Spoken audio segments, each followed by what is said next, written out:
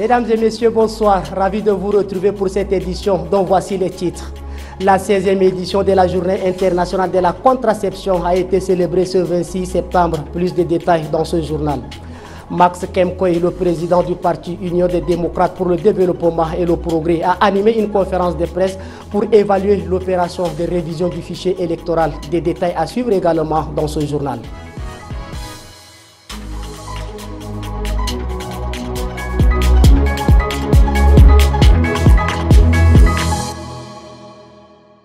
Une fois de plus, bonsoir et bienvenue dans cette édition de 19h45. Le président du parti Union des démocrates pour le développement et le progrès, Max Kemkoy, qui a animé une conférence de presse ce mardi au siège du dit parti. Objectif, évaluer l'opération de révision du fichier électoral et demande la dissolution de la CONOREC pour faute grave. Élément réalisé par Sandra Kamdana et rendu par Bekoutou Junior.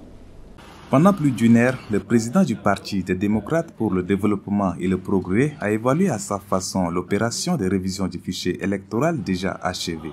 Pour lui, c'est dans un climat de rupture de confiance, du désintérêt et de non-adhésion des populations que cette révision s'est opérée, tant au sud, au centre, au nord qu'à l'est du pays. La junte militaire paraît en transition civile. Dans son élan solitaire de confiscation du processus, a lancé un processus exclusif de révision du fichier électoral avec un organe composé et dirigé de la base au sommet par les sous-préfets et leurs auxiliaires, préfets et leurs auxiliaires, gouverneurs et leurs auxiliaires et ministres et leurs copains, à l'effet de préparer et d'organiser une élection référendaire, puis par la suite donner le résultat provisoire et définitif sans un quelconque œil extérieur. Si déjà l'on est arrivé à de telles irrégularités et violations les plus graves des droits des Tchadiens, doublées d'exclusion et de fermeture totale du jeu électoral, que nous réservent les élections présidentielles et législatives où il s'agira de conquérir et d'exercer le pouvoir, s'interroge Max Kemkoy après une longue critique. La révision du fichier électoral a pris fin depuis le 15 septembre. Elle reste vivement contestée. L'actualité de ce lundi est aussi la tenue de la 16e édition de la Journée internationale de la contraception a été célébrée ce 26 septembre, placée sous le thème « Le pouvoir des choix ». Cette année, la journée a été célébrée dans le but de sensibiliser et promouvoir l'accès à des méthodes de contraception. Plus de détails avec Judith Kamtar et Aliou Thiam. Réduire l'incidence des avortements à risque qui sont l'une des principales causes de mortalité maternelle dans le monde et améliorer la santé des femmes, des jeunes filles et des enfants, tel est le but recherché à travers la célébration de cette journée. Au Tchad, l'association africaine sensibilise les hommes et les femmes sur l'importance des méthodes de contraception. Le pouvoir des choix réside dans la possibilité pour les femmes et les hommes de choisir librement s'ils souhaitent avoir des enfants, quand ils souhaitent les avoir et combien d'enfants ils souhaitent avoir.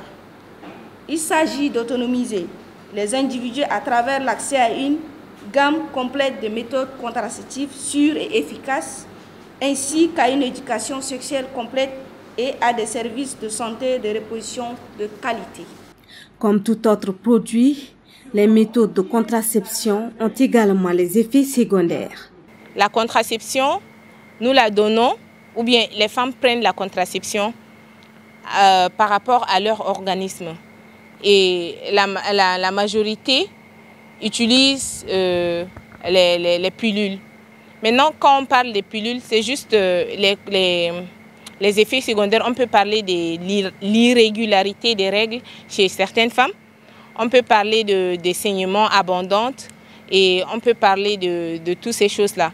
Seulement 15% des femmes mariées utilisent actuellement une méthode contraceptive moderne au Tchad. Cette journée permettra de renforcer les efforts de sensibilisation et d'éducation dans les zones rurales et les communautés marginalisées. La prise en charge des malades dans les pavillons d'urgence est un véritable secret de polichinelle. Dans certains hôpitaux de la place, les patients sont abandonnés à leur triste sort. Certains succombent par négligence. L'équipe de Laure, Rennes et Sévérin sont allés à la rencontre d'une famille qui a vécu une pareille situation. Son neveu souffrait d'une rétention urinaire et le mal a été détecté 72 heures après son hospitalisation à l'hôpital central. Mais Samuel ne verra le spécialiste de sa maladie qu'à la veille de sa mort, après des jours d'attente. Pour Jérémy, son neveu serait en vie si le spécialiste a intervenu à temps. C'est un manquement grave. Par le fait qu'un malade admis au pavillon d'urgence qu'on doit traiter en urgence et aussitôt le référer dans un service technique pour son prise en charge, on l'a maintenu indéfiniment au pavillon d'urgence jusqu'à ce qu'il ne meure. J'ai trouvé que vraiment la prise en charge des malades à l'hôpital, dans nos hôpitaux et autres, laisse à désirer. Des vies perdues chaque jour dans des hôpitaux.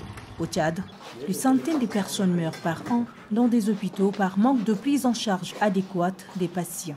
Et le destin est accusé. L'actualité en bref de ce mardi porte sur une compilation des informations phares que vous propose la rédaction de la télévision Tchad Info. Suivez. Ouvrons cette actualité par cette information. Une violence de plus faite à l'égard des femmes. Alimé, âgée de 21 ans, mère de 2 enfants défigurée par son mari qui aurait arraché son nez et son oreille droite. Adjaya lance un appel aux personnes de bonne volonté de les soutenir financièrement pour bénéficier d'une chirurgie réparatrice. Toujours dans le Guéra, la directrice pays du FIDA pour le Tchad, Emim Diokoubayou, accompagnée de sa collègue Sine Rachel, directrice pays du FIDA en charge du Gabon et de la Sao Tomé-Principe, sont arrivés ce mardi 26 septembre 2023 à Mongo dans le Guéra. Au cours de cette visite de travail, la directrice échangera avec les membres de la coordination du projet de renforcement de la productivité des exploitations agro-pastorales familiales et résilience. La 45e session du Comité du patrimoine mondial s'est achevée lundi 25 septembre à Riyad, en Arabie Saoudite. À l'issue de ces 15 jours de travaux, le comité a inscrit 42 nouveaux sites, dont 33 sites culturels et 9 sites naturels. Ces sites bénéficient ainsi du plus haut niveau de protection patrimoniale au monde. Ces inscriptions portent à 1199 le nombre total des sites inscrits au patrimoine mondial de l'UNESCO dans 168 pays. Le comité du patrimoine mondial a par ailleurs approuvé l'extension de 5 sites et examiné l'état de conservation de 263 sites déjà inscrits. Pour clore cette actualité en bref, à Douala, le 25 septembre 2023, la BAC a tenu sa 3e session ordinaire.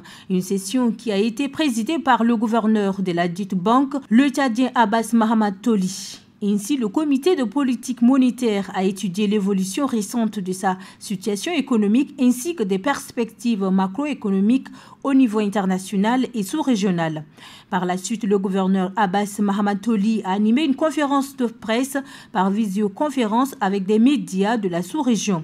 Avec les journalistes, il a indiqué que les perspectives macroéconomiques et les perspectives financières sont caractérisées par une croissance allant de 2,5% en 2023. En cette période de crue, les activités au bord du fleuve Chari deviennent de plus en plus difficiles à exercer. Un groupe de jeunes s'adonne à la vente du sable, une activité qui demande beaucoup d'énergie et de patience. Ils plongent dans les profondeurs à la recherche du sable qu'ils vendent dans des sacs. Un reportage signé Ghislaine Alataroum. Sortir le sable du fleuve, le transporter jusqu'au goudron et l'exposer en fond pour la vente, c'est le circuit complet. Ce travail marque le fait depuis 20 ans. Il ne se lasse pas de le faire. En fait, on a commencé même depuis l'école primaire jusqu'à secondaire et l'université. On a fini, mais on est toujours ici. On peut parler de vingtaine d'années, pas dizaine d'années, parce que depuis le CM2, j'étais ici. Jusqu'à présent, je suis ici même d'ailleurs. Les études, Marc les a fait pour être enseignant en français. Mais rapidement, il range ses diplômes au tiroir et s'accroche à ce métier pour nourrir sa petite famille de 4 enfants et sa femme. J'ai 4 enfants qui 3 sont à l'école maintenant parce que L'avant-dernière vient de rejoindre les 2 autres, quoi. Donc j'ai 4 enfants. Je suis dans une maison en location, je les nourris normalement à cause de... par rapport à ce que j'ai fait ici, grâce à ce que j'ai fait ici. Au bord du fleuve, ils sont nombreux. Diplômés en lettres modernes, en droit ou en économie, à se tuer à la tâche dans des conditions extrêmement dangereuses. Vendre du sable, ou devrais-je dire, vendre de leur énergie, reste pour eux le seul moyen pour gagner de l'argent. Marlène, biologiste de formation, transformée en décoratrice. Elle fait de la décoration sa passion, transformant des tissus, des pailles et des papiers pour fabriquer des chaussures, sacs et emballages de cadeaux. Suivez ces réalisations dans ce reportage réalisé par Ludivine Marangay et rendu par Rassam Mordim Leila. Sur sa machine à coudre, 10 minutes suffisent pour fabriquer ce type de sac. 5 ans déjà, Marlène transforme ces morceaux de tissu de paille en sacs de course. Imaginer et créer des objets selon les besoins de sa clientèle. Elle en fait une passion, un savoir-faire qu'elle a hérité de sa tante. C'est par passion et c'est aussi dans le but de changer un peu notre routine de tous les jours, de donner à chacun son style en fonction de tout ce qu'on trouve dans la vie de tous les jours, du paille, des fleurs, de l'aménagement intérieur, plus précisément. Mais il peut m'arriver même de faire 10, 15 sacs par jour. Et je suis quelqu'un qui travaille beaucoup plus la nuit, donc je dis que je suis plus inspirée la nuit. Donc dans la journée, je peux me retrouver à faire des coupes, mais plus inspirée la nuit. Donc c'est en fonction de ma disponibilité. Un mixage de carton et de paille pour réaliser des emballages réutilisables. Tout est pensé de façon écologique. Oui, les difficultés, c'est... beaucoup plus, je me dis, c'est par rapport au matériel. Des fois, on peut aller acheter un matériel et revenir à la maison et utiliser et que non. C'est pas comme on voulait ou on espérait. Même si on a l'habitude d'acheter, pour le moment, je ne sais pas, peut-être c'est par rapport à la conservation que je fais à la maison. Et il y a un autre problème aussi qui est l'électricité. Comme je viens de le dire, je travaille beaucoup plus la nuit. Je suis plus inspirée la nuit. Et souvent, quand il n'y a pas l'électricité, ça me démotive un peu. Mais bon, là, je suis en train de chercher une alternative. Comment faire pour ne pas dépendre de ça? Parce que si jamais aujourd'hui, j'ai des demandes, je ne peux pas aller me justifier pour dire non, ce n'est pas juste parce qu'il n'y a pas l'électricité. Je dois m'ajuster et tout ça par rapport à ça. Biologiste de laboratoire, se bat pour se faire une place parmi les grands de son art. Et c'est ici, à la maison, que se trouve son atelier pour l'instant. Le ministre de la fonction publique et du dialogue social, Abdoulaye Mbodoumbami, par un communiqué, informe qu'à l'occasion de la fête de Mauloud al-Nebi, la journée du mercredi 27 septembre 2023 est déclarée fériée et chômée sur l'ensemble du territoire national. Par ma voix, Tchad Info vous souhaite une bonne fête par anticipation. Sur cette information, je vous donne rendez-vous demain pour une autre édition. Pendant ce temps, bonne suite de programmes sur la télévision Tchad Info.